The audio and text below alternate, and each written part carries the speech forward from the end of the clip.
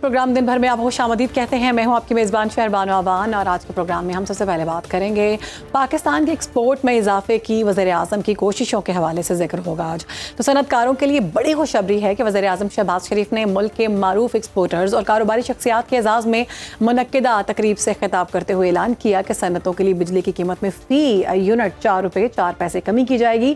साथ ही उन्होंने वेलिंग चार्जेस में भी 9 रुपये फ़ी यूनिट कमी का ऐलान किया, जिससे सनतों को बिजली के बिल में वाज़े कमी होगी और पैदावार सस्ती होगी। इस पर मजीद गुफ्तगू उन्होंने की और क्या क्या ऐलानात सामने आए, आइए पहले वो देख लेते हैं। 4 पैसे बिजली की यूनिट में कमी की जा रही है फॉर इंडस्ट्री। मेरा अगर बस चले तो मैं इसको 10 रुपये और कम करूं, लेकिन हाथ बंधे हुए आप अच्छी तरह जानते हैं। इंडस्ट्री के लिए वेलिंग चार्जेस का आज मैं ऐलान कर रहा हूं, वो 9 रुपये से कम होगी इंशाल्लाह, 9 रुपये। तो इस वक्त जो एक्सपोर्ट रीफाइनेंस स्कीम जो है वो 7% पे है। आज फॉर एक्सपोर्टर्स इसमें 7.5% से मज़ीद कमी करके 4.5% में हम लेके आ रहे हैं। सबको जिनको ये अवार्ड्स मिले हैं, जिन्होंने टॉप किया अपनी अपनी फील्ड में, उनको हम ब्लू पासपोर्ट देंगे और they will be ambassador at large. आप सब एम्बेसडर एट लार्ज होंगे और ब्लू पासपोर्ट मिलेंगे, लेकिन होगा वो 2 साल का। अरबों रुपए के जो लॉसेस थे वो ख़त्म हो रहे हैं। इसी पर हमारे गेस्ट हमें ज्वाइन कर चुके हैं, उनसे बात करेंगे। तनवीर अहमद शेख साहब हमारे साथ मौजूद हैं, नायब सदर हैं लाहौर चैम्बर ऑफ कॉमर्स के। बहुत शुक्रिया तनवीर साहब प्रोग्राम में वक्त देने के लिए। तनवीर साहब, ये जो ऐलानात किए गए हैं वज़ीर आज़म की जानिब से 4 रुपये में बिजली में और 4 पैसे कमी की गई है, उसके बाद विलिंग चार्जेस जो है 9 रुपये कम कर दिए, आप क्या समझते हैं सनतकारों को इससे फ़ायदा होगा, बेहतरी होगी इकॉनमी में, इससे कोई असरात नज़र आएंगे हमें वाज़ेह तौर पर? जी बिस्मिल्लाहिर्रहमानिर्रहीम जी, बहुत शुक्रिया जी। बिल्कुल, मैं ये समझता हूँ कि हमने भी जो है तमाम कारोबारी बरादरी ने, इंडस्ट्रियलिस्ट ने काफ़ी अरसे से इनकी जो है डिज़ायर थी, एक रिक्वेस्ट थी कि जो है पाकिस्तान में जो बिजली के प्राइसेस है वो रीजन में सबसे ज़्यादा है, और जब तक हम इसमें कंपेटिटिव नहीं होंगे तो डेफिनेटली हमारी इंडस्ट्री भी ग्रो नहीं करेगी। और इस तरह की जो चीज़ें हमारे इसके अगेंस्ट जो हमें प्रॉब्लम आ रही थी, तो कॉस्ट ऑफ डूइंग बिजनेस में, और इसके साथ साथ जो है हमारी एम्प्लॉयमेंट कितनी जनरेट हो रही थी, मैं समझता हूँ कि बहुत ज़बरदस्त जो है इनिशिएटिव है। वो कि हमारी जो इसमें डिज़ायर थी वो तो थोड़ी सी पहले से ज़्यादा थी, लेकिन मैं कहता हूँ चलें, आगाज़ तो हुआ, देर आए दुरुस्त आए, तो बहुत अच्छा इनिशिएटिव है जी। और साथ साथ मैं इसमें भी इजाफा करता चलूँ कि उन्होंने एक्सपोर्ट रिफाइनेंस के ऊपर भी जो है उसमें रेट कम की है, उसके लिए भी मैं समझता हूँ बहुत खुशाइन बात है। तो ये डेफिनेटली हमारी जो ये इंडस्ट्री जो इस वक्त जो है क्राइसिस में है, उसको एक थोड़ा सा बूस्ट मिलेगा। और जो हमारा बेसिकली सबका मेन टारगेट है कि हम अपने एक्सपोर्ट्स को एनहांस करें, तो उसके लिए बहुत मददगार साबित होगी। ठीक है तनवीर साहब, छोटी और दरमियानी सनतों की अगर हम बात करें तो इस रिलीफ से किस हद तक उन्हें फ़ायदा पहुंचेगा, और आप क्या समझते हैं कि बड़ी सनतों को भी इतने चार्जेस जो कम किए गए हैं इससे फ़ायदा होगा? देखिए, इससे पहले भी जो है वो हमारे पीएम साहब ने एक स्कीम दी थी, जिसपे उन्होंने बोला था कि एडिशनल जो बिजली इस्तेमाल करेंगे तो उसके ऊपर उनको 20 रुपए जो है वो ऑफर की गई थी।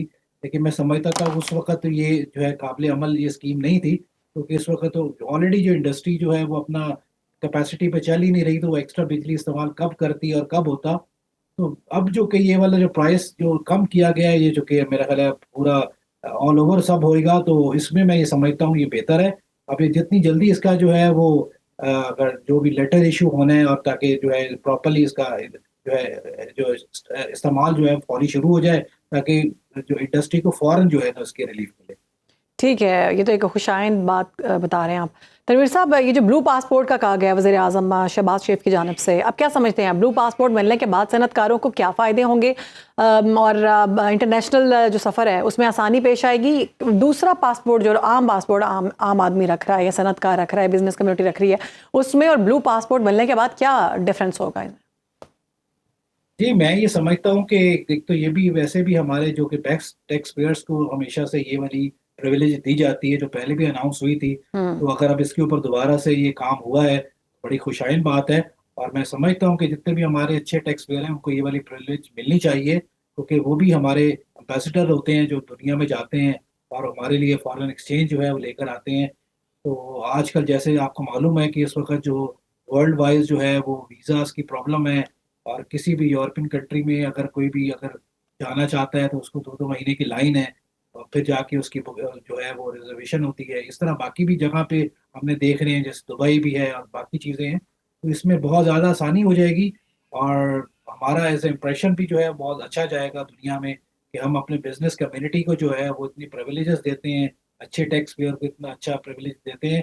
और जो हमारा मेन कॉन्सेप्ट है कि ये चीज़ देखकर हमारा फॉरेन डायरेक्ट इन्वेस्टर भी है वो पाकिस्तान आएगा, कि ये जो है अब इनिशिएटिव्स ले रहे हैं अपने इंटरनल बिजनेस के जो है जो की होल्डर्स हैं उनको जब ये प्रिविलेज देंगे तो डेफिनेटली इसका मैसेज पूरी दुनिया में बहुत अच्छा जाएगा।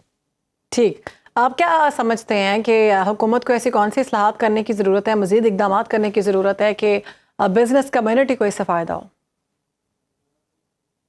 जी जी, मैं ये समझता हूँ कि देखें, इस वक्त चैलेंजेस तो है वो बहुत ज़्यादा हैं, और हम सब ने देखा है कि इस वक्त जो है वो इंडस्ट्री बहुत ज़्यादा बहरान में थी, क्योंकि हम रीजन में जो है ऐसा पहले इलेक्ट्रिसिटी में भी हम ये कहते रहे हैं कि हम 12 सेंट में बिजली ले रहे थे, और जो है रीजन में यही 6-7 सेंट से ऊपर बिजली नहीं थी।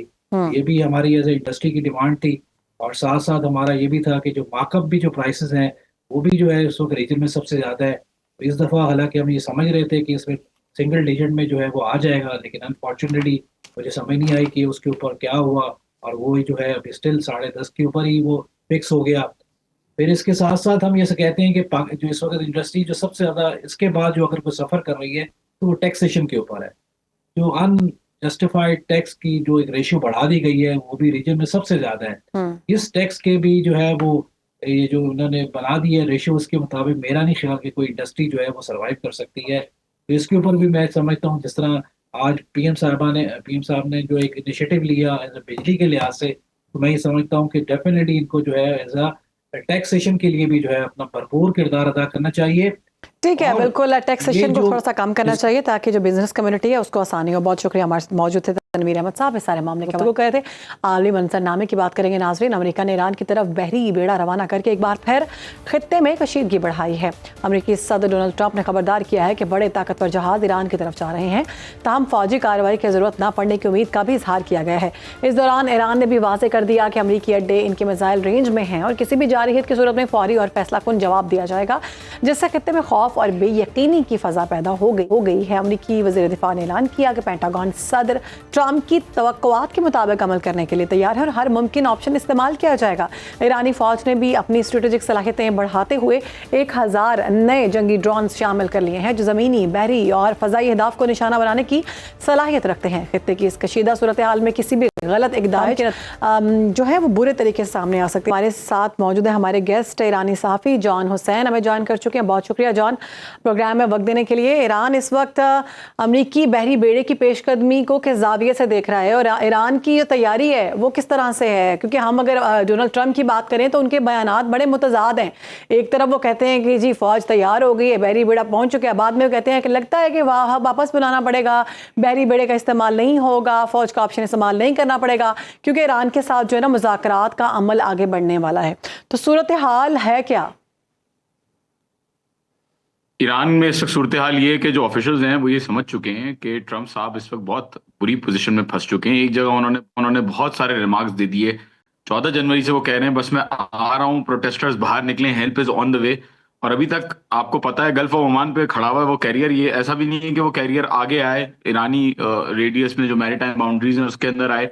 तो वो बिल्कुल आई थिंक पॉस्चरिंग है, और ईरानी इस बात को समझते हैं कि this is merely just posturing, क्योंकि ट्रंप साहब एक जगह इतना जो प्रो इजरायली लॉबीज हैं उनके प्रेशर में भी फंस चुके हैं, और दूसरी जगह उनको ये भी रियलाइज हो रहा है कि कोई भी कंट्री इस पूरे रीजन में जंग नहीं चाहता। और उनको ये भी साथ साथ एहसास है कि अगर ईरान के ऊपर अटैक हुआ तो जैसा कि मार्को रूबियो ने कहा कल कि ईरान के पास अपनी रेंज में 30 से 40 हजार यूएस सोल्जर्स हैं इस वक्त, और ईरान जो है वो अटैक करेगा। तो आई थिंक दैट अभी रियलाइजेशन फिलहाल ये है कि कुछ होने नहीं वाला, ये कैरियर आगे नहीं आने वाला, this is mayor posturing. But at the same time हो सकता है कि अगर बिल्कुल जाहिर प्रेशर अगर प्रो इजरायली लॉबीज की तरफ से बढ़ा तो हो सकता है कि अटैक हो जाए, and they are ready for it, they have their finger on the trigger. और कहा है कि कोई भी यूएस की तरफ से अगर अग्रेशन आती है तो उसका भरपूर जवाब ईरान देगा और ऑल आउट वॉर की तरफ सिचुएशन चली जाएगी। ठीक है, डॉक्टर शाजिया अनवर चीमा साहब हमें ज्वाइन कर चुकी हैं। डॉक्टर साहबा, ईरान जो है वो कहता है कि हम मुकम्मल तौर पर तैयार हैं, अगर किसी किस्म की भी जारहियत की गई तो मुंह तोड़ जवाब दिया जाएगा और इसको मुकम्मल तौर पर जंग तस्लीम किया जाएगा। जबकि डोनाल्ड ट्रंप की हम बात करें तो बयानात सामने आ रहे हैं, बहुत मुतज़ाद बयानात हैं। कभी कहा जा रहा है कि तैयार हैं, कभी बहरी बेड़े वहाँ पर भिजवाए जा रहे हैं, और कभी कहा जा रहा है कि अब ऐसा लगता है कि ये ऑप्शन इस्तेमाल करने की ज़रूरत नहीं पड़ेगी, ईरान के साथ हमारे मुज़ाकरात होने वाले हैं। सिचुएशन क्या है असल में?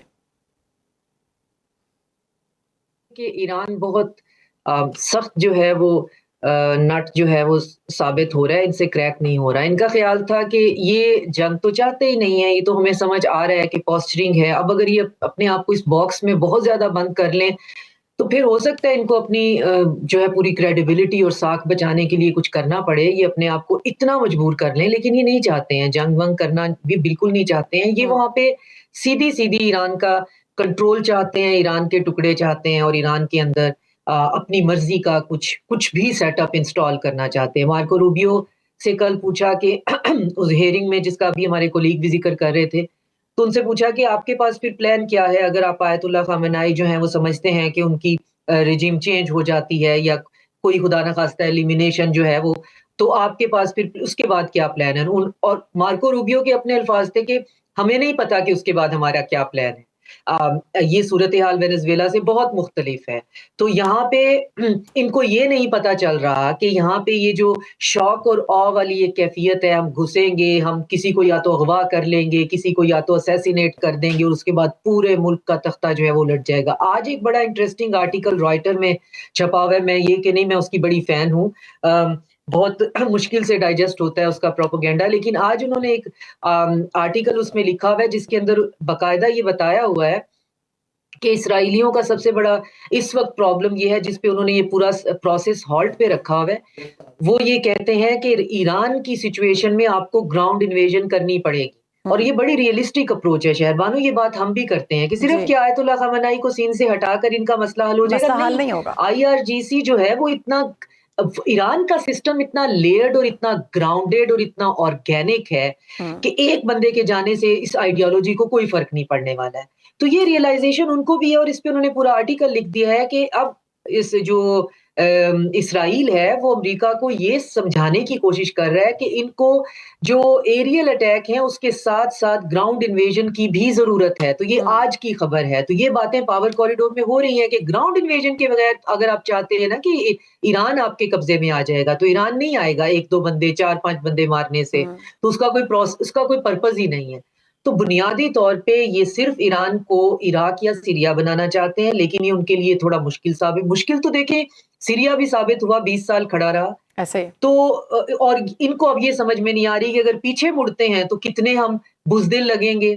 यहाँ तक हम एयर कैरियर लेके आ गए और अब हम पीछे मुड़े, और अब अगर आगे जाते हैं तो पता है मार बहुत पड़नी है और पूरा रीजन इस चीज के अगेंस्ट है। और इसमें हम डे इन और डे आउट जो है वो ये देख रहे हैं कि अब इनने करना क्या है। तो मुझे ये लगता है, अभी भी मुझे ये लगता है कि ये कुछ ना कुछ सिंबॉलिक जरूर करेंगे, और अगर इनका थोड़ा सा हाथ पड़ा तो ये ईरान के अंदर अब घुसने की भी कोशिश करेंगे, जो ये अपने फेवरेट मीडिया आउटलेट्स पे ये छुपा भी कोई ना कोई जारहियत करने की कोशिश जरूर करेंगे। जॉन, आपकी जानिब आऊंगी।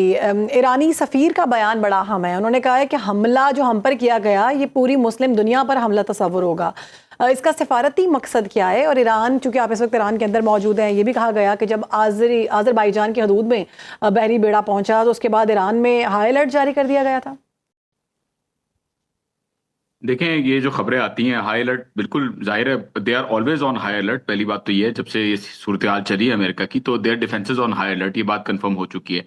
दूसरी बात जो आती है वो ये आती है कि खामनाई साहब छुपे हुए हैं बंकर में। ऐसा कुछ नहीं, कल भी वो जमकरान गए, वो तेहरान टू कुम ट्रैवल कर रहे हैं, कोई ऐसी बात नहीं है। तो बहुत सारी चीजें बताई जाती हैं जो सच नहीं होती उनकी तरफ से, ये दिखाने के लिए कि यहाँ पे केओस की पोजीशन है, ऑल्दो ऐसा रियलिटी में नहीं है। जहां तक बात रही पूरे रीजन की कि पूरे रीजन में खतरा होगा, बिल्कुल आपने सही कहा। देखें, ये जो इन्वेस्टमेंट्स हुई हुई हैं यूएस की, बेसिस जो इन्होंने लिए हुए हैं, दुबई की फॉर एग्जांपल इकोनॉमी पूरी चल रही है फॉरेनर्स के थ्रू, 90% पॉपुलेशन उनकी बाहर से आई हुई है। अगर कोई जंग की सूरत हाल पैदा होती है और ईरान यूनाइटेड स्टेट्स के एसेट्स को टारगेट करता है रीजन के अंदर, तो ये जितनी भी गल्फ कंट्रीज हैं जिनकी जाहिर है जिनका दबदबा और रोब अमेरिका ने बनाया हुआ है और अपनी क्रेडिबिलिटी स्टैब्लिश की हुई है एज अ सिक्योरिटी प्रोवाइडर, वो सारी चीजें खत्म हो जाएंगी, उनकी इकोनॉमीज को नुकसान होगा। स्ट्रेट ऑफ हॉर्मुज से 20% दुनिया का तेल गुजरता है, क्योंकि ईरान का मैरीटाइम बॉर्डर है तो वो उस पर तो कॉम्प्रोमाइज नहीं करेगा, तो वहां पे भी जाहिर सी बात है कोई ना कोई पोजीशन ऐसी आ जाएगी। और यूनाइटेड स्टेट्स के जो अभी कैरियर्स आ रहे हैं, दूसरे भी कह रहे हैं कैरियर आ रहा है, तो वो प्रॉब्ली वो नेवल ब्लॉकेड की तरफ अब उसको शायद ले जाने की कोशिश करें। जहां तक बात रही सिंबॉलिक स्ट्राइक्स की, मैं आपको बताऊं यहाँ पे मेरी बात हुई है, अनऑफिशियली मुझे बताया गया है कि यूएस ने सिंबॉलिक स्ट्राइक्स की भी परमिशन मांगी थी ईरान से कि आप प्लीज हमें सिंबॉलिक स्ट्राइक्स करने दें। ईरान ने उसको भी मना कर दिया। ईरान ने बोला कोई भी एक्शन होगा तो उसको हम अप्रोप्रिएटली रिस्पॉन्ड करेंगे, कोई सिंबॉलिक स्ट्राइक या कोई ऐसी चीज नहीं अच्छा, होने जो एक और चीज में ऐड कीजिएगा कि 1000 नए जंगी ड्रोन्स की शमूलियत का कहा गया है, और मजीद कौन कौन सी ऐसी चीजें हैं जो कि इस वक्त हमने देखा कि बयान जो आया ईरान की जानिब से कहा गया कि हमारी उंगलियां भी ट्रिगर पर मौजूद हैं, आपकी जानिब से कुछ किया गया, तो मुकम्मल तैयारी है ईरान की? जी बिल्कुल मुकम्मल तैयारी है। ना सिर्फ स्वॉर्म ड्रोन्स बल्कि हाई कैपेसिटी मिनी सबमरीन्स जो कि शैलो वाटर्स में पर्शियन गल्फ में यूनाइटेड स्टेट्स की सबमरीन्स ऑपरेट नहीं कर पाती इफेक्टिवली, तो ईरान की अपनी जो मिनी सबमरीन्स हैं वो रेडी की हुई हैं, एंगेज की हुई हैं विद टॉर्पीडोज। माइंस का पूरा प्लान जो है वो बनाया हुआ है कि अगर ये लोग आते हैं ईरान की मैरीटाइम बाउंड्रीज में तो उसको भी हो सकता है कि माइंस के थ्रू उसको टारगेट किया जाए। And eight the same time जो नई आईसीबीएम्स हैं इनकी, फॉर एग्जांपल फतह 2 मिसाइल है जिसकी स्पीड मार्क 15 है, मतलब 1 सेकंड के अंदर वो 5 किलोमीटर तय करती है। वो मिसाइल इतनी तेज होती है कि अगर बराज में छोड़ा जाए तो ग्राउलर यूनाइटेड स्टेट्स के जो अपने हैं वो उसको नहीं रोक पाएंगे, डिटेक्ट नहीं कर पाएंगे, क्योंकि इतनी तेज मिसाइल्स होती हैं कि वो प्लाज्मा शीट उनके ऊपर चढ़ जाती है और डिटेक्टेबल नहीं होती वो अंडर द रेडार। तो ये सारा आर्सेनल ईरान ने तैयार किया हुआ है। उनके अपने कैरियर्स और उनके अपने जो डिस्ट्रॉयर्स हैं वो आई डोंट थिंक वो भी हैं, बट आई डोंट थिंक वो इतना वो उस पेस पे आएंगे। बट ड्रोन्स के ऊपर और मिसाइल्स के ऊपर इस वक्त ज्यादा फोकस है। बिल्कुल ठीक है। शाहिद साहब आपकी जानिब आऊंगी। डॉक्टर साहब, ये चाइना का, रशिया का किरदार जो है ये कितना अहम है, ये तो हम सब जानते हैं इन सारे मामलात में। आज़रबाईजान की हुकूमत की जानिब से कहा गया है कि हमारी सरजमीन जो है वो ईरान के खिलाफ इस्तेमाल नहीं होगी। सऊदीया की जानिब से ये कहा गया। पाकिस्तान का किरदार बड़ा अहम है, पाकिस्तान की जानिब से भी आज गुफ्तगू की गई है। अब क्या समझती हैं कि अगर इसी तरह ये तमाम ममालिक जो हैं ईरान के साथ खड़े हो गए तो अमेरिका को किन मुश्किलात का सामना करना पड़ेगा? और जो डोनाल्ड ट्रंप की जानिब से मुतज़ाद बयानात आ रहे हैं या फिर कहा जा रहा है कि हो सकता है कि फौजी ऑप्शन ना यूज़ करना पड़े, वो इसी वजह से है? एक ही मुश्किल का सामना करना पड़ेगा, वो है शर्मिंदगी को धोना या बचाना कैसे है। तो उसके लिए मुझे अभी भी ये खदशात हैं। ईरान ने कैटेगोरिकली इस दफा कह दिया है कि ये जो सिंबॉलिक अटैक वाला तमाशा है ये दोबारा से, ये तो फिर आप ये है ना कि आप इसको रूटीन ही बना लें। एक दफा, पिछली दफा तो वो मान गए कि ठीक है जी, आप हम भी अपना सारे जो है वो वहां से चीजें निकालते हैं, आप भी अपनी बेस खाली करें। तो मुझे लगता है कि अमेरिका इस दफा भी ये जो है ना रीजन के ममालिक से यही कह रहा है कि ईरान को इसी पे आमादा कर लो, मुझे कोई फेस कीपिंग दो और हम यहाँ से निकलें। क्योंकि अब अगर इस तरह से हम यहाँ से निकलते हैं और ये सारे ममालिक जो हैं वो मिलकर ईरान पर ये प्रेशर डालने की कोशिश जरूर करेंगे, जो कि इलॉजिकल है, जो लॉजिकल नहीं है। एक दफा तो ठीक है उन्होंने बात मान ली, अब ये हर दूसरे दिन का तो तमाशा नहीं है कि थप्पड़ की एक्टिंग करनी है, आपने सर पीछे करना है, आपने कहना है ओ हो मुझे लग गई है, उसके बाद आपने एक थप्पड़ मारना है। ये कोई फिल्म की शूटिंग तो नहीं चल रही। ऐसा ही है। लेकिन अमेरिका इस वक्त जो है अगर उसका हाथ नहीं पड़ता जो कि वो टारगेट अचीव करना चाहता है, तो वो दूसरी सूरत उसकी ये है कि मुझे इसका एक फसाड क्रिएट करके दिया जाए कि मैंने टारगेट अचीव कर लिया। तो जहां तक आप आज़रबाईजान और रीजन के मुल्कों की बात कर रही हैं, उसमें पाकिस्तान का बहुत बड़ा रोल है। आज़रबाईजान की जो आर्मेनिया के साथ जो जंग थी उसको मैंने बहुत एक्सटेंसिवली कवर किया और उसमें बहुत सी चीजें जो सामने आई वो ये कि ईरान और आज़रबाईजान के ताल्लुकात भी जो है हिस्टोरिकली बहुत अच्छे नहीं हैं। तो बहुत ज्यादा रिजर्वेशन है ईरानियों को भी आज़रबाईजान से, और पिछली जंग के बारे में भी काफी ज्यादा उनके सवालात थे। पाकिस्तान और आज़रबाईजान के बहुत अच्छे ताल्लुकात हैं, बहुत डीप और बहुत अच्छे। तो पाकिस्तान ने इस दफा जो है इस किस्म की मीडिएशन, मेरी अंडरस्टैंडिंग है कि की होगी कि आज़रबाईजान की तरफ से किसी किस्म की खटास जो है वो ईरान को महसूस ना हो, या ईरान ये ना कहे कि अगर एक तरफ से जो है वो खुज़िस्तान या कुर्द जो है वो अपनी स्पेस जो है वो देते हैं, वहां से हमला होता है, दूसरी तरफ से हमें शक है कि शायद आज़ीरियों ने, आज़रबाईजानी जो है वो अपनी स्पेस देते हैं और वहां से हम पे अटैक हुआ। तो ये मसला तो बिल्कुल खत्म हो गया, वो तो चैप्टर ही खत्म हो गया। आर्मीनिया जो है उससे ईरान के अपने ताल्लुकात बहुत अच्छे हैं, एक तरफ हम हैं, तो अब वो वैसे तो वो इंसुलेट है अगर आज़रबाईजान की तरफ से उसको गारंटी मिल गई है। मसला सिर्फ वही है कि ये मुल्क खड़ा हुआ, फिर उसके साथ पीछे पाकिस्तान खड़ा हुआ। ये इसराइल को नहीं चाहिए, और इसराइल एक ऐसी गंदी भद्दी लाइबिलिटी बन गया है जो कि अब वेस्ट को समझ नहीं आता कि वो अब क्या करें। या एप्स्टीन फाइल उनके हाथों में लग जाए जिसको वो फाड़ के कहीं फेंक दें, या वो मिरियम एडिल्सन से लिए हुए $1 ट्रिलियन कहीं पे किसी गटर में फेंक दें और अपना कोई रास्ता निकाल लें, वो बहुत बुरी तरह से ब्लैकमेल हैं, इधर in the terms of kind और कैश। और सही। अब वो कुछ कर भी नहीं सकते, ऊपर से इसराइल धमकियां देता है कि जी अगर कुछ नहीं किया तो मेरे पास न्यूक्लियर है, तो मैं तो वो यूज कर लूंगा और सब सही। कुछ तुम्हारा तबाह बर्बाद कर दूंगा। साथ में अब मशवरे दे रहा है कि देखो, आयतुल्ला खामेनाई जो है खुदा ना खास्ता, उनको साइडलाइन करके हम्म, ईरान वाला मसला हल नहीं होना, यहाँ पे हमें अंदर ईरान के घुसना पड़ेगा। ठीक। और बिल्कुल। घुसने की प्रैक्टिस उन्होंने ऑलरेडी भी की है, हम्म। जिसमें उन्होंने गेज किया है कि इनका रिस्पॉन्स टाइम क्या है, इमरजेंसी में क्या सूरत हाल इनकी होती है, इनकी मस्जिदों को आग लगाओ तो क्या, तो ये 12 दिन ठीक में है, हमने यही अगर देखा हम ना देखें तो इसका अमेरिका की जानिब प्रोटोटाइप। से अभी भी जो है किसी ना किसी किस्म का खतरा जो है मंडला रहा है। जॉन, अगर वन लाइनर आप हमें बता सकें कि इस वक्त ईरानी हुकूमत का इस सारी सूरत हाल में रद्द-ए-अमल कैसा है, क्योंकि सूरत हाल तो जंग की है।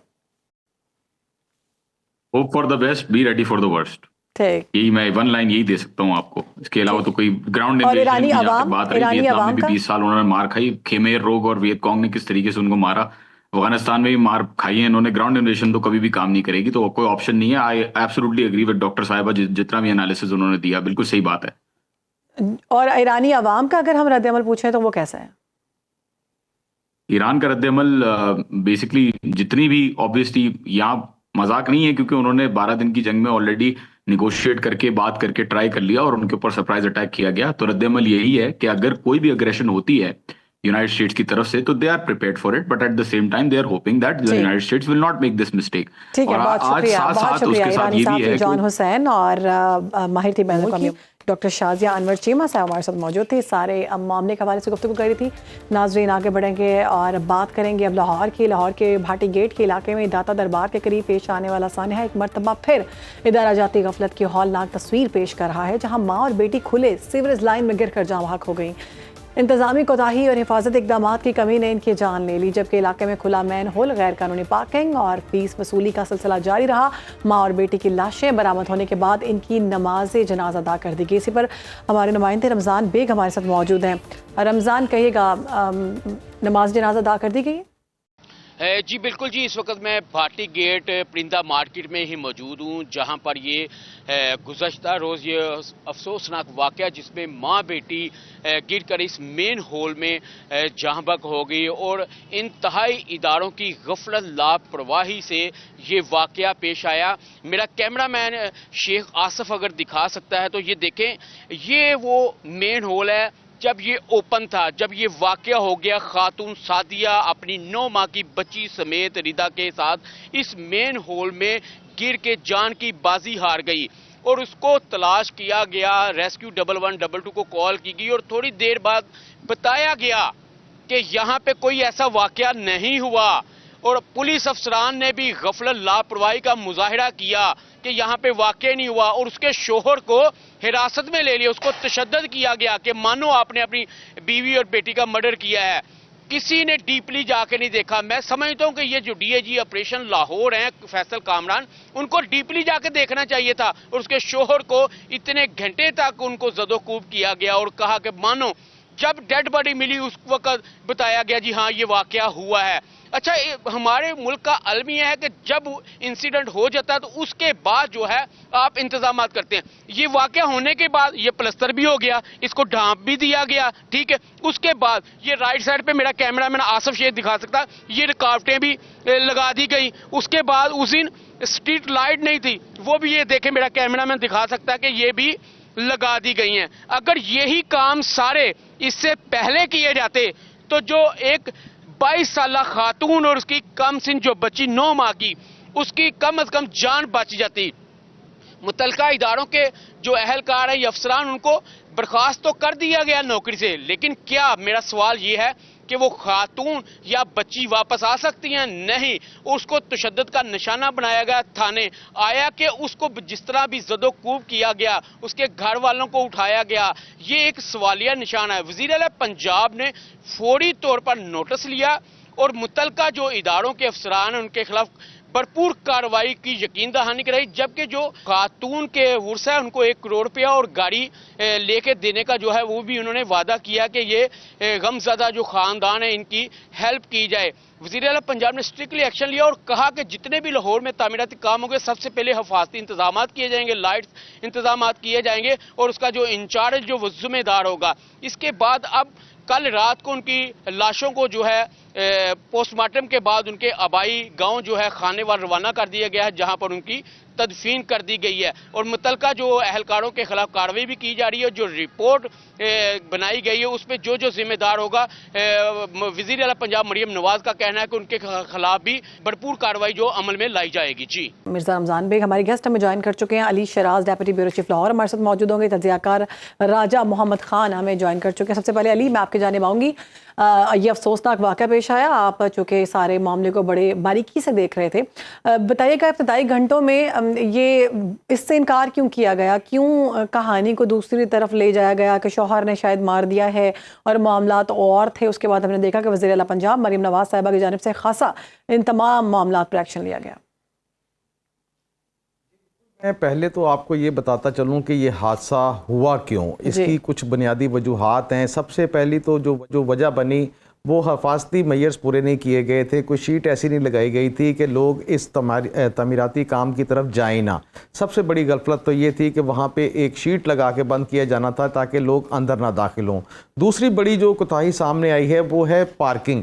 वहाँ जो तमीराती काम जहाँ पे हो रहा था, जहाँ पे ये मेन होल खुला हुआ था, वहाँ पे गैर कानूनी तौर पर जो है वो पार्किंग लगाई गई थी। अब ये बड़ा सवाल है कि पार्किंग किसने लगवाई, क्योंकि उसके बिल्कुल साथ लाहौर पार्किंग कंपनी की अपनी जो ऑफिशियल साइड है वो भी उनके पास है, जबकि उसके बिल्कुल साथ ये गैर कानूनी पार्किंग स्टैंड भी बनाया हुआ था। और अगर ये पार्किंग स्टैंड कहीं पर भी गैर कानूनी बने तो लाहौर पार्किंग कंपनी ही उसके ऊपर एक्शन लेती है कि ये गैर कानूनी पार्किंग स्टैंड ना लगे। लेकिन वो बिल्कुल साथ साथ लगने की वजह से लाहौर पार्किंग कंपनी पे भी काफ़ी सवालिया निशान उठ गए हैं। इसकी तीसरी बड़ी बात थी कि वहाँ पे ट्रैफिक का फ्लो बहुत तेज़ था, क्योंकि ये जब आप रावी रोड से जब नीचे आज़ादी चौक से उतरते हैं तो आगे जब दाता दरबार से आप बाईं जानिब टर्न करते हैं भाटी चौक की तरफ जाने के लिए, जहाँ पे पहले परिंदा मार्केट थी, ये जगह बिल्कुल वहाँ पे ही मौजूद है। और वो जब टर्न होता है तो अच्छा खासा ट्रैफिक का फ्लो वहाँ पे है। वहाँ पे किसी किस्म का कोई ट्रैफिक वार्डन ना ही कोई ड्यूटी दे रहा होता है, और ना ही मौके पर जब हम थे तब भी जो है ट्रैफिक वार्डन चंद नज़र आए। उससे पहले आज जब मैं विजिट करके आया हूँ, आज भी कोई वहाँ पे ट्रैफिक वार्डन नहीं है। ये पैदल गुजरने का रास्ता ही नहीं है वहाँ पे। पैदल गुजरने के लिए आपको सड़क से नीचे, ठीक है, वो ये तो मालूमात जो हैं जो आपने दी हैं, ये पूरे दिन से हम लोग ये सुनते आ रहे हैं कि ये गफलत तो हुई है। वहाँ पर 2 स्टैंड लगाए गए जो कि गैर कानूनी थे।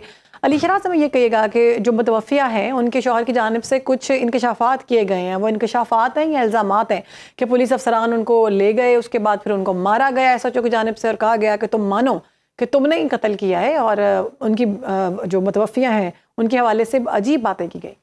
ये बिल्कुल दुरुस्त बात है। ये उस टाइम का ही सारा वाक़या है जिस टाइम पे ये सारा कुछ हुआ। उसके बाद कुछ ऐसी जगहों से मैसेज जो है वो फ्लोट किया गया कि कहीं ये सब कुछ फेक तो नहीं है, कभी यहाँ पे हो सकता है कि ये गिरे ही ना हो। ये बाकायदा मैसेज की शक्ल में चीज़ें चली हैं और मीडिया हाउसेस में भी ये चीज़ें चली हैं। लेकिन इसके साथ साथ जो ऑपरेशन किया गया था रेस्क्यू का, उसमें ये बताया जा रहा था बार बार कि हमने 2 दफ़ा 3 दफ़ा टायर गुजारे, यहाँ पे कोई इंसानी जो जिस्म की डेड बॉडी है वो नज़र नहीं आ रही, जिसके ऊपर ये हल्की सी बात की। हालांकि ये ऑपरेशन जितना 17 घंटे इन्होंने अगर मुकम्मल किया, मुकम्मल करने के बाद अपनी फाइंडिंग देनी चाहिए थी। लेकिन इस शको बात के ऊपर जो है पुलिस जो वहां पर मौजूद थी, एसएचओ ने सबसे पहले उसके खामन को और उसके 1-2 अजीज़ो कारब को जो है वो गिरफ्तार किया और भाटी थाने ले गए। वहां पर जाकर उन्होंने उसके साथ तफ्तीश जो है वो सख्त तरीके से तफ्तीश जो है वो की, जिस पर बाकायदा तौर पर आज एक्शन भी हुआ है, उनको मुअत्तल भी किया गया है।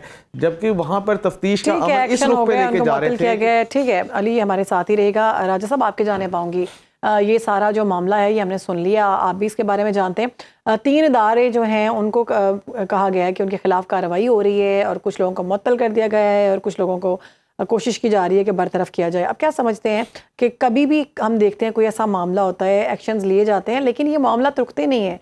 क्या सिर्फ निचले दर्जे के अफसरान को पकड़ना इस सारे मामले को ख़त्म कर देगा?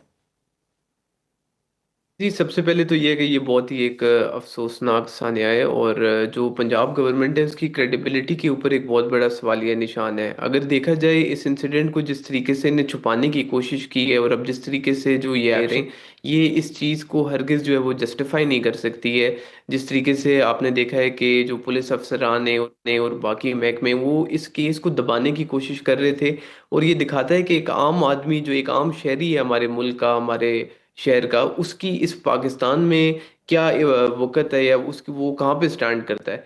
तो जिस तरीके का जो एक्शन लिया जा रहा है उससे हम ये देख रहे हैं कि अभी भी हम अपनी गलतियों से सीख नहीं पा रहे। जिस तरीके से रिसेंटली अभी उज़मा बुखारी साहिबा जो है वो केपी गवर्नमेंट को क्रिटिसाइज कर रही थी, जिस टाइम पे वहाँ पे मैनुअल्स वगैरह को कवर किया जा रहा था, तो पीटीआई की गवर्नमेंट ने उसको जब सोशल मीडिया पे कवर किया तो वो उनने प्रॉपरली मीडिया को एड्रेस करते हुए कहा कि ये केपी गवर्नमेंट की प्रोग्रेस है कि आज वो इन चीज़ों को सेलिब्रेट कर रहे हैं। तो वही चीज़ कुछ अरसे बाद उनके सामने आ गई। तो हम लोग जिस तरीके का जो एटीट्यूड लेके गवर्न करने की कोशिश कर रहे हैं, चीज़ों को सिस्टमाइज करने की कोशिश कर रहे हैं, वो स्ट्रैटेजी जो है वो हरगिज गलत है। और अभी भी जिस तरीके से जो हम सब लोगों ने देखा, जिस तरीके से मीडिया पे एड्रेस किया उनने और दिखाया कि वो एक्शन ले रहे हैं, आप इस बात का हिसाब लगाएं, आप मीडिया से ताल्लुक़ रखती हैं कि तमाम चैनल्स ने वो सारा सिनेरियो दिखाया, वो सारी उनकी मीटिंग दिखाई जिसमें मरीम नवाज साहिबा जो है वो सबको एड्रेस कर रही थी। जियो का स्पेशली जो हामिद मीर साहब का जो शो है वो हटाया गया, सिर्फ और सिर्फ ये खसूसी तौर पे दिखाया गया। तो ये बेसिकली वो जो ब्लेम गेम है, या आप कहें कि जितना वो डैमेज कवर कर सकते थे वो उनने करने की कोशिश की है। मगर हमें ऑन ग्राउंड चीज़ें नज़र आनी चाहिए कि अब वो किस तरीके के प्रिकॉशनरी मेजर्स फ्यूचर के लिए ये ले सकते हैं। जो लोग मीडिया को एड्रेस कर रहे हैं इस हवाले से, डिप्टी स्पीकर साहब जो है हमारी पंजाब असेंबली के, उनने ओपनली डिनाई कर दिया कि ये एक फेक न्यूज़ है और इसमें कोई भी सदाकत नहीं है। तो जो लोग मीडिया को रिप्रेजेंट कर रहे हैं, जो लोग ये इदारे संभाल रहे हैं, हमें देखना चाहिए कि वो किस किस्म के लोग हैं, क्या वो एक्चुअली इनको बेटर ऑन कर सकते हैं। ठीक है, अगर तमाम इदारे अपना काम ईमानदारी से करें तो शायद इस तरह के बहुत से हादसात से हम बच सकते हैं। बहुत शुक्रिया, हमारे साथ मौजूद है राजा मोहम्मद खान और अली शराज इस सारे मामले के हवाले से हमसे गुफ्तगू करते। एक ब्रेक ले रहे हैं, ब्रेक के बाद हाजिर होते हैं। वेलकम बैक नाज़रीन। बलूचिस्तान में सिक्योरिटी फोर्सेज ने 2 मुख्तलिफ कार्रवाइयों के दौरान भारतीय हिमायत याफ्ता 41 दहशतगर्द हलाक कर दिए। हरनई और पंजगूर में किए गए ऑपरेशन में दहशतगर्दों के ठिकाने तबाह किए गए। इनके कब्जे से बड़ी मिकदार में असलहा, धमाका खेज मवाद और बैंक डकैती की लूटी हुई रकम बरामद की गई है। हलाक शुदगान माजी में भी मुतादिद दहशतगर्दाना कार्रवाइयों में मुलविस रहे हैं। इसी पर बात करेंगे। हमें ज्वाइन किए दिफाई तजियाकार हैं ब्रिगेडियर रिटायर्ड मसूद खान साहब हमारे साथ मौजूद है। बहुत शुक्रिया ब्रिगेड साहब प्रोग्राम में वक्त देने के लिए। ये जो कामयाब कार्रवाई की गई है पाक फौज की जानिब से, आप क्या समझते हैं कितने बड़े नुकसान से बचा लिया गया मुल्क को? हाँ जी हाँ, बहुत शुक्रिया। देखें कि बहुत बड़ी कामयाबी है और स्पेशली हमने पिछले 3 महीनों में हम जब देखते हैं, स्पेशली जब से हमने बॉर्डर क्लोज किया है उसके बाद से हमने देखा, एक तो हमारी जो इंटेलिजेंस बेस्ड ऑपरेशंस में तेजी भी आई है और इसके साथ साथ जो दहशतगर्द कार्रवाइयाँ थी उसमें कमी आई है और फर्टिलिटी इसमें भी कमी आई है, क्योंकि प्रोएक्टिवली जो इंटेलिजेंस बेस्ड ऑपरेशन हो रहे हैं, चाहे वो खैबर पख्तूनख्वा है, बलूचिस्तान में भी। तो लास्ट टाइम अगर आप देखें जो DGISPR की प्रेस कॉन्फ्रेंस हुई थी उसमें उन्होंने बताया था कि 75,000 प्लस इंटेलिजेंस बेस्ड ऑपरेशन हुए हैं और जिसमें 58,000 बलूचिस्तान में हुए हैं, बाकी अब 13,000 के करीब थे वो खैबर पख्तूनख्वा में हुए हैं। सो प्रोएक्टिवली जो ऑपरेशंस हो रहे हैं, तो हम कह सकते हैं कामयाबियों का इस सिलसिला जारी है, चाहे वो खैबर पख्तूनख्वा के कुछ अजला हैं या बलूचिस्तान है। और जो वाकया हुआ था इसमें देखिए, हरनाई है, ये कोयटा के नज़दीक का इलाका है, सिब्बी और कोयटा के दरमियान है और यहाँ पे फितना और ख्वारिज के लोग मारे गए हैं। जबकि पंजगूर साउथ में है जो कि मकरान डिवीजन के नज़दीक है, तुर्बत के ऊपर है, और वहाँ पे ये फितना और हिंदुस्तान के ये मारे गए हैं। सो पास में हमने देखा बलूचिस्तान में जो वाकयात हुए थे, चाहे वो नौशकी में FCK में हमला था, होशाब में हमला हुआ, तुर्बत में हुआ और उसके बाद खुलदार में स्कूल बस पे हुआ, जाफर एक्सप्रेस के जो बड़ा वाकया था, उसके बाद से जो ऑपरेशंस का हमारा जो जवाब रहा है। इससे पहले देखें कि संबाजा है ज़ोब के इलाके में, वहां पे भी जब एक तश्कील इंडिया अफगानिस्तान से आई थी उसको मारा गया था, तो 57 वहां मारे गए थे। उसके बाद ये दूसरी बड़ी कार्रवाई हुई है, यकीनन एक बड़ा वाज़ेह मैसेज है। देखें, और जिससे पीछे जब DGISPR ने प्रेस कॉन्फ्रेंस की तो उन्होंने बताया था एक नेशनल क्लैरिटी हमारी आई है कि हमारा एक्चुअल मसला क्या है और हमें खतरा कहाँ से आ रहा है। तो अब पाकिस्तानी अवाम क्लियर है, फिर रिजॉल्व है कि अवाम का है, गवर्नमेंट का रिजॉल्व है और सिक्योरिटी फोर्सेस का है, हमने इनको एलिमिनेट करना है एट ऑल कॉस्ट। फिर इंटरनेशनल एक्नॉलेजमेंट भी आ गई और वो दुनिया मानती है कि पाकिस्तान फ्रंट पे है और जो दहशतगर्दी के खिलाफ जंग लड़ रहा है। सो मेरे ख्याल में ये इससे कामयाबियों का एक तसलसल से सिलसिला जारी है। सो वाज़ेह मैसेज है दहशतगर्दों के लिए, वो जहां भी होंगे दे विल बी फॉलोड। ठीक है ब्रिगेड साहब, आलमी बिरादरी, अब हम देखते हैं कि पहले भी पाकिस्तान में कितना इंतशार फैलाया जा रहा है हिंदुस्तान की जानिब से, फितनल हिंदुस्तान को प्रॉक्सी बनाकर। अब क्या समझते हैं कि वाकई पाकिस्तान के मौक़िफ़ को संजीदगी से लेने का वक्त आ चुका है या फिर सिर्फ बयानात ही दिए जा रहे हैं उनकी जानिब से? मेरा ख्याल में सीरियस ले रहे हैं। देखिए, हम दुनिया अभी मानती है कि it's not the only problem of Pakistan, it has become एक इंटरनेशनल मसला बन चुका है। क्योंकि देखें कि जो दहशतगर्द है, फितना और हिंदुस्तान है या फितना और ख्वारिज से स्पेसिफिक चलो पाकिस्तान है, लेकिन इस्लामिक स्टेट भी है जो इंटरनेशनल थ्रेट है, इस्लामिक अलकायदा है जिसके लिए 9/11 के हमले बाद अफगानिस्तान में इन्वेजन हुआ, वो दोबारा वहाँ पे मुनज़्ज़म हुए, और बहुत सारे ग्रुप्स है जो इंटरनेशनल थ्रेट है। और अभी देखें ना कि डायरेक्टर नेशनल इंटेलिजेंस जो अमेरिका का था, लास्ट ईयर हमने देखा कि 32 पेजेस का उन्होंने थ्रेट असेसमेंट जारी किया था। उसमें भी उन्होंने ये मेंशन किया कि जो थ्रेट है वो एक वर्ल्ड अफगानिस्तान से जो थ्रेट है जेन्युइन है, और उन्होंने कहा था इवन टीटीपी उन्होंने कहा था एक ग्लोबल थ्रेट बन चुकी है। सो रियलाइजेशन है। अब रिसेंट आपने देखे अटैक वाशिंगटन में जो रहमानुल्लाह इन्वॉल्व रहा, फेडरल एजेंट्स को उन्होंने एक को मारा, एक जख्मी हुआ था। और फिर यूरोप में दुनिया में 41 कंट्रीज जिन्होंने एक ये इतला दी है डॉक्यूमेंटेड कि there are sleeper cells, Afghan sleeper cells in those countries जिनके लिंक्स बनते हैं अफगानिस्तान में टेरर ऑर्गेनाइजेशन के साथ। फिर यूरोपियन यूनियन ने 92 एक साल में 92 थ्रेट अलर्ट जारी किए हैं, और जर्मनी एलोन ने कोई 118 radicalisation, Afghan radicalisation security alert generate किए हैं। फिर ऑनलाइन जितनी रेडिकलाइजेशन हुई इसमें 20% जो है वो अफगानिस्तान रिलेटेड है। बिल्कुल रियलाइजेशन है। ब्रिगेडियर साहब, अफगान तालिबान हुकूमत की अफगानिस्तान में जो दहशतगर्द तंजीमों की मुबैना सरपरस्ती है, पाकिस्तान उसके बारे में बारहा बोल चुका है, और अब कितना बड़ा खतरा है ये खित्ते के लिए। दूसरा, खित्ते में पायदार अमन के लिए पाकिस्तान के साथ आलमी ताकतों को कौन कौन से इकदाम करने की जरूरत है? यहाँ देखें, एक तो रियलाइजेशन मैंने कहा है, दूसरा ये है कि इनको अभी मजीद उनको समझना चाहिए कि पाकिस्तान का मसला नहीं दुनिया का मसला है। और इसके अलावा प्रोएक्टिवली देखें जो कंट्रीज मेडल कर सकती हैं, चाइना तो ऑलरेडी एक कलीदी किरदार अदा कर रहा है, इसी तरह रशिया है, बट अमेरिका का बहुत इंपॉर्टेंट रोल है, क्योंकि पैसा अभी ज़्यादातर अमेरिका से भी आ रहा है, क्योंकि वो डोनर्स जो एनजीओस को पैसा आ रहा है, तो ऑलमोस्ट $46 मिलियन वीकली के हिसाब से पैसा आ रहा है, तो वो वहां से प्रेशर कर सकते हैं, सैंक्शंस लगा सकते हैं। और प्रेसिडेंट ट्रंप को देखें ना कि दोहा अकॉर्ड के तो एक भी शिक की इम्प्लीमेंटेशन नहीं हुई है, सो वो भी थ्रेट हो सकता है। प्रेसिडेंट ट्रंप ने बात की थी $7.2 बिलियन के हमारे हथियार यहाँ पे हैं, उनकी डिमांड हो सकती है, बगराम वाला किस्सा दोबारा खुल सकता है।